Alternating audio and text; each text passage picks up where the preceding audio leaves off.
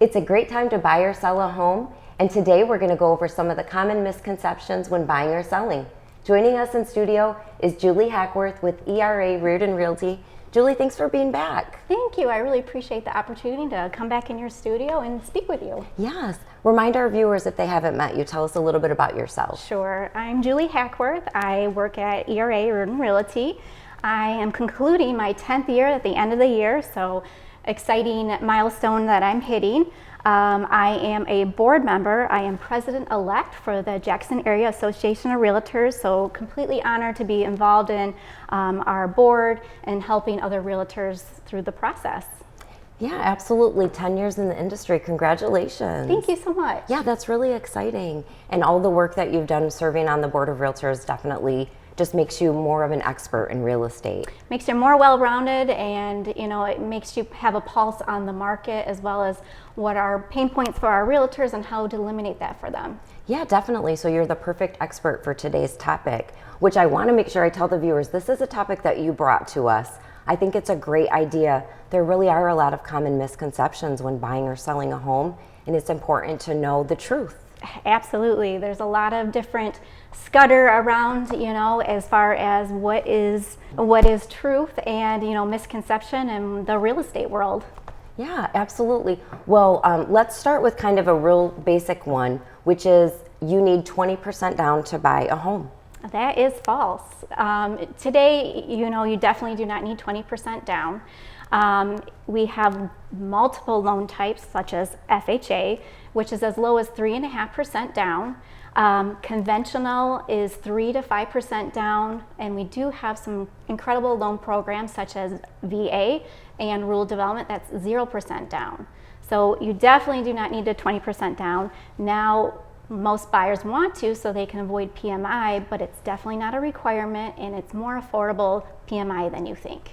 Yeah, definitely. I think it's really important just to know that you don't need 20% down. That is a myth. And there are a lot of great grant programs out there as well. So if someone's working with a reputable mortgage lender, they'll get all that information. Yes. Yeah, the state offers down payment assistance, and that is huge for first-time home buyers.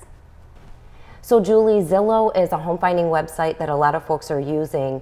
They've got a Zestimate on there that shows some home value. Is that accurate?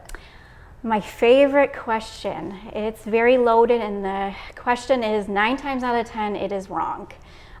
So the Zestimate is basically what they do is it's auto-generated, and it takes a radius and it calculates what property value is sold, and they equate it to your home. Well, what the auto-generated Zestimate does is takes stick-built, manufactured homes, lake properties, lake access. It doesn't matter what's in this little radius, and calculates what your home is. So it could be high or it could be low. So a lot of times that I see it's not accurate, and it can be tens of thousands of dollars off. So I know a lot of sellers think it's the holy grail, but it really isn't. And what an appraiser and as well as a real estate agent will do, we look at that nitty-gritty details. We look at, similar make homes. So if you're selling a ranch, we're going to look at a ranch home.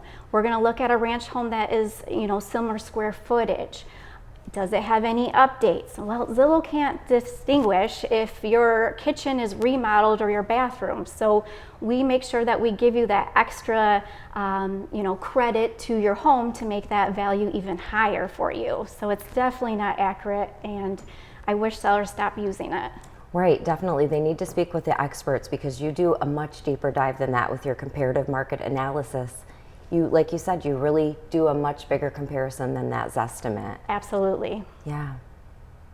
So Julie, talk to us about for sale by owner. If someone wants to sell their home without using a realtor, is that going to save them a ton of money? Most cases, they're leaving money on the table. With a realtor, yes, they might save costs on that, but they might be losing in other areas. For example, if they're using the Zestimate on Zillow, they might be pricing their home tens of thousands of dollars less than what they should.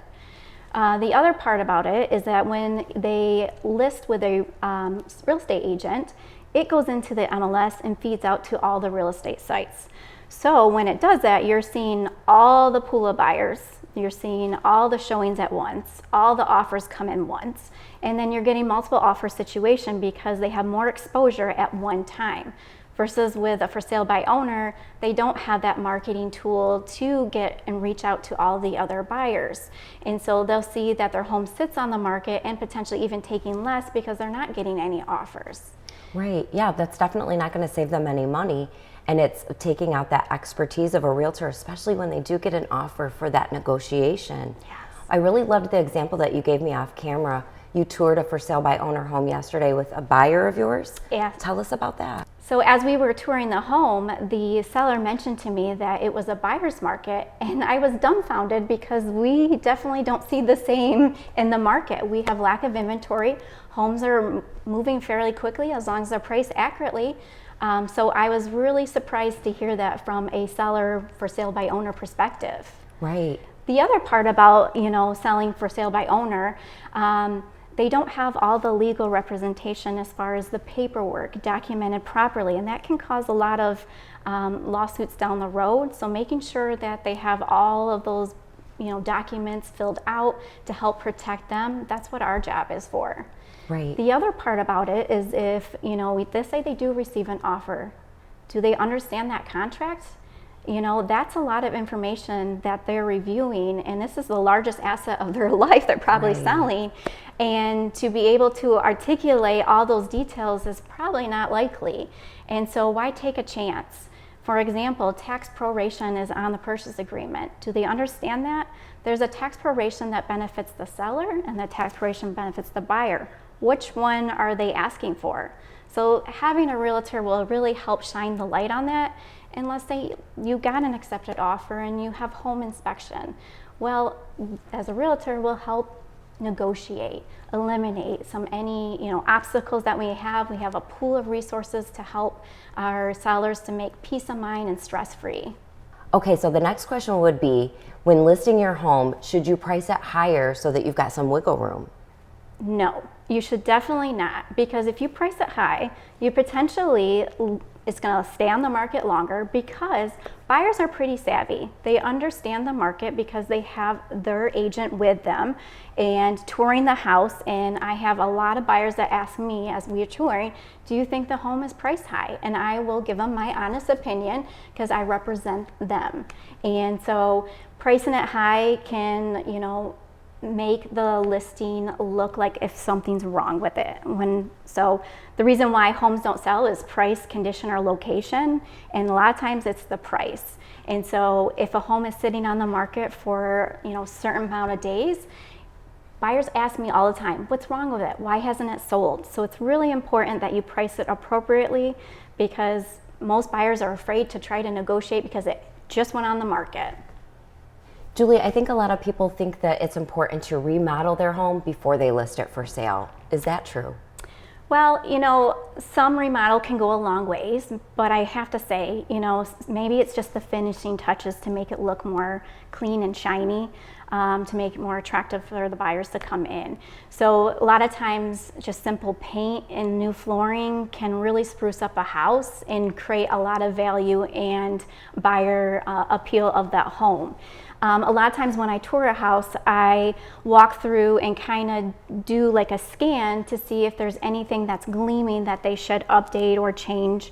Having it clean, staged, ready for the buyers is key. And I would say the cleanliness is number one than anything.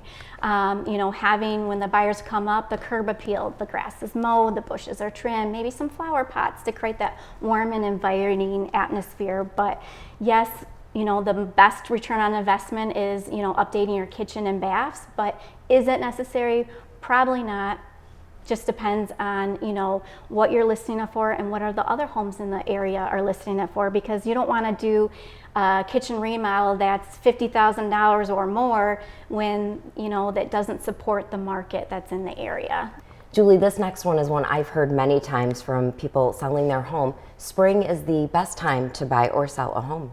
If you can hit spring market and into the summer, please do. It is the busiest time of the year, but homes sell year round. So no matter if you're selling it, in the fall, winter, homes are still selling. Now, if it's in the off season, you have less competition as a buyer and seller. There's less homes on the market, less buyers that are trying to buy a house.